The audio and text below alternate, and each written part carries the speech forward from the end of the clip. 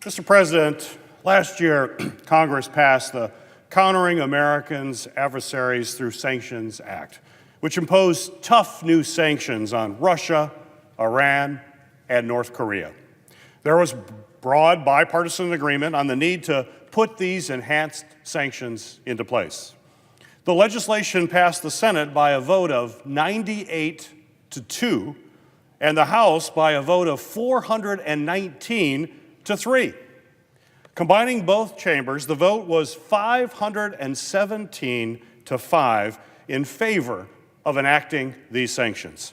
The legislation passed with a veto-proof, broad, bipartisan majority. It can be very difficult to get 500 members of Congress to agree on anything, but imposing sanctions on Vladimir Putin's cronies and those who do business with him should be a no-brainer. But just last week, we learned that the Trump administration is choosing not to enact these sanctions. Yet, on the same day that the Trump administration argued that the sanctions are not necessary, President Trump's own CIA director said that Russia will continue to attack our democracy, saying, and I quote, "This threat is not going away. The Russians have been at this a long time, and I fully expect they'll continue to be at it."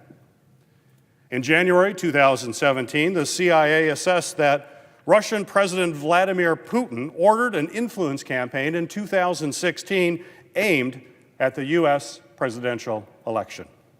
In January 2018, the CIA director confirmed he believes that Russia will continue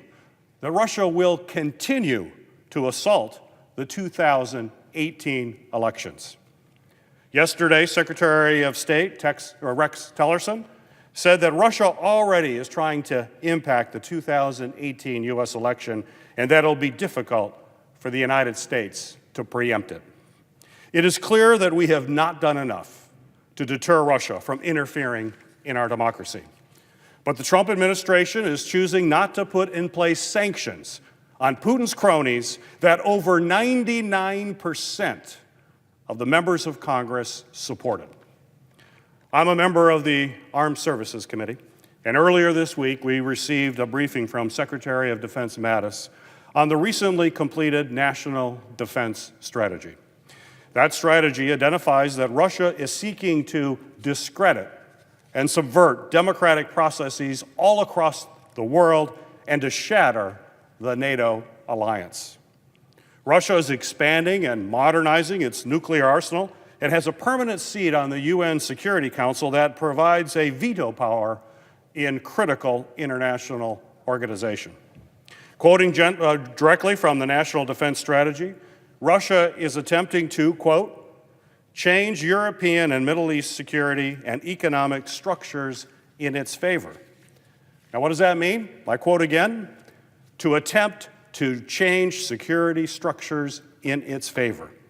And one example is Russia's continued support of the Assad regime in Syria, which continues to use chemical weapons against its own people.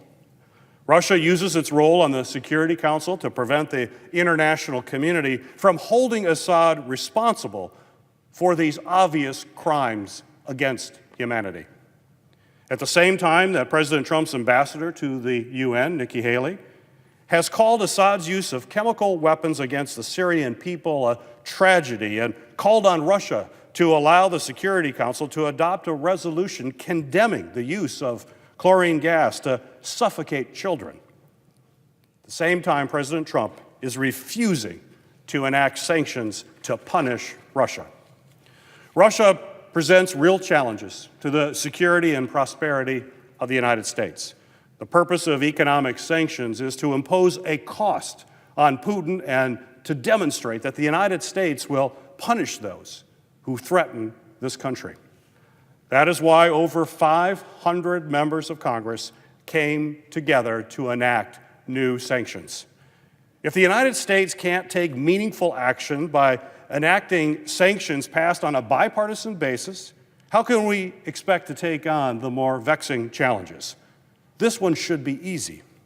What kind of signal does it send to Vladimir Putin when the administration puts the Kremlin and Russian plutocrats ahead of the United States Capitol, duly elected members of the U.S. Congress, and the American people? I urge President Trump to take action on behalf of the American people and follow through on the will of Congress by enacting these sanctions, which are already law. The administration should use the power provided by Congress to punish Vladimir Putin, his inner circle, and those who do business with them to enrich the Putin regime. Thank you, Mr. President. I yield the floor and suggest the absence of a quorum.